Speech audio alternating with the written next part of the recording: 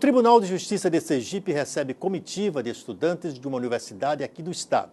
O objetivo, conhecer a estrutura do Poder Judiciário.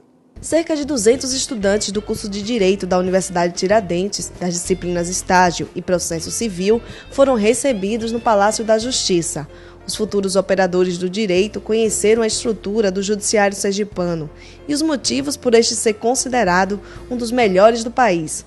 O presidente do Tribunal de Justiça de Sergipe saudou os discentes.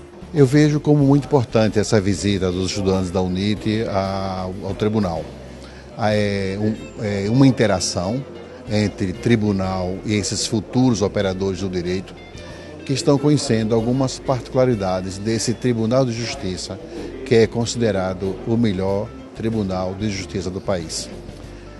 Eles precisam conhecer determinadas circunstâncias, determinados procedimentos, porque no futuro eles aqui no Tribunal de Justiça vão colaborar para a verdadeira aplicação do direito.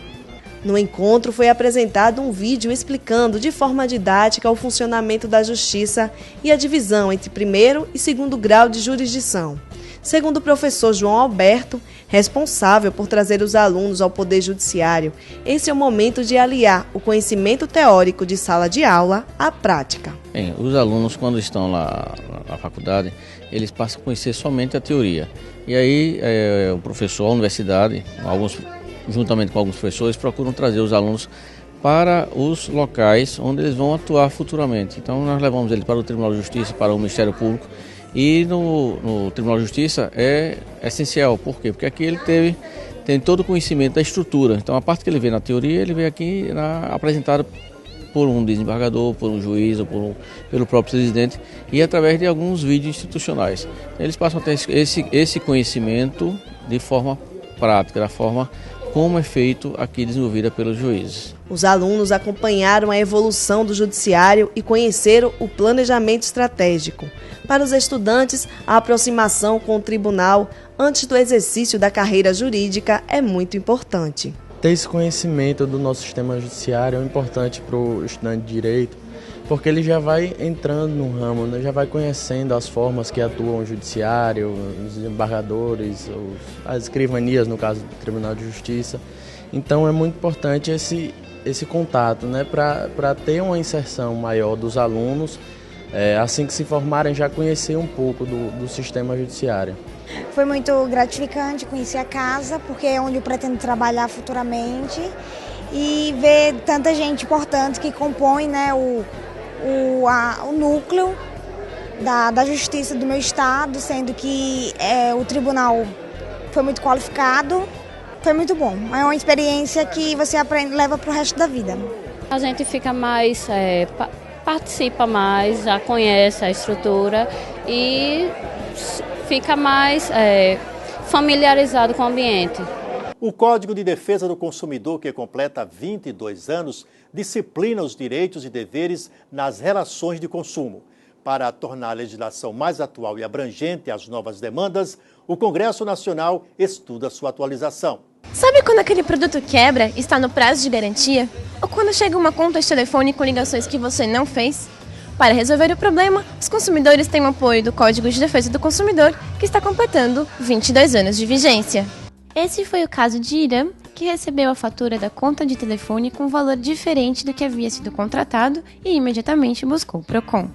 Procurei o PROCON para resolver o problema e daí entrei com uma ação no Juizado Especial Cível.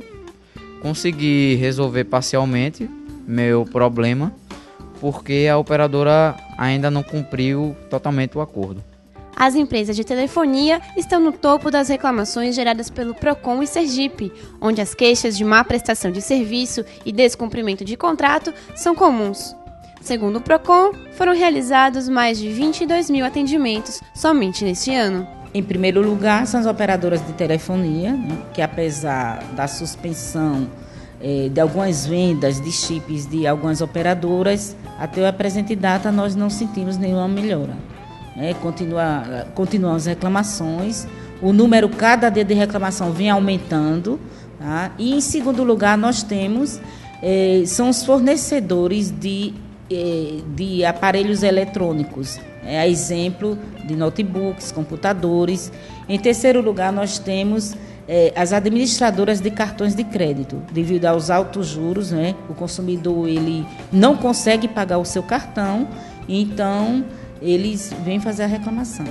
Até setembro de 2012, foram 1.381 reclamações geradas na área de produtos, seguidas por assuntos financeiros, com 550 registros, e serviços essenciais, como fornecimento de água, esgoto e energia, que receberam 492 reclamações. No ano passado, o setor de produtos recebeu no total 5.612 reclamações, ao lado do setor financeiro, com 2.574 registros, e serviços essenciais, com 2.054 registros. 3 projetos de lei estão em tramitação no Senado com propostas de atualização do Código sobre temas que não tinham relevância na época de sua criação: o comércio eletrônico, o superendividamento e as ações coletivas. Já existe inclusive um projeto de lei no Senado Federal, que tramita no Senado, para modernizar o Código de Defesa do Consumidor.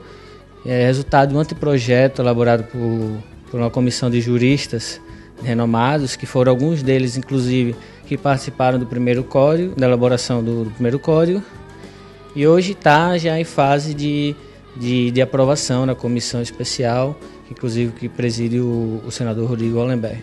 Segundo o presidente da Federação das Câmaras dos Dirigentes Lojistas de Sergipe, o setor comerciário sergipano ainda precisa aprender com as queixas que recebem, mas os clientes necessitam de bom senso na hora de avaliar um prejuízo e iniciar um processo judicial. Nós assistimos muito hoje no comércio, no varejo, uma quantidade imensa de reclamações que não tem exatamente a dimensão que se procura dar quando ele vai fazer a reclamação. Então, eu lhe diria, por exemplo, a questão dos danos morais, que virou uma verdadeira febre, uma moda. Tudo hoje é dano moral. E isso faz com que as empresas percam tempo, percam dinheiro, para poder explicar numa audiência de conciliação aquilo que não foi dito de forma clara quando da reclamação. Então, acho que esse é um ponto, essa relação precisaria melhorar bastante.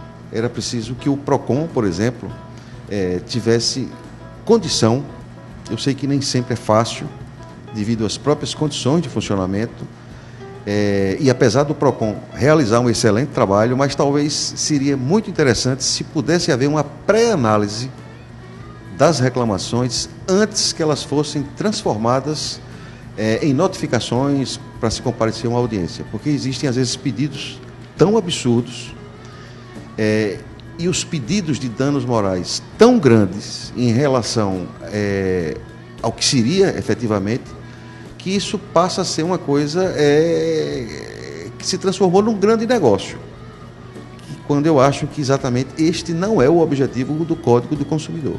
Precisam aprender a respeitar a figura do consumidor, a prestar melhores serviços, a vender produtos com mais qualidade e também prezar pelas disposições do Código de Defesa do Consumidor para defender o direito dos mesmos.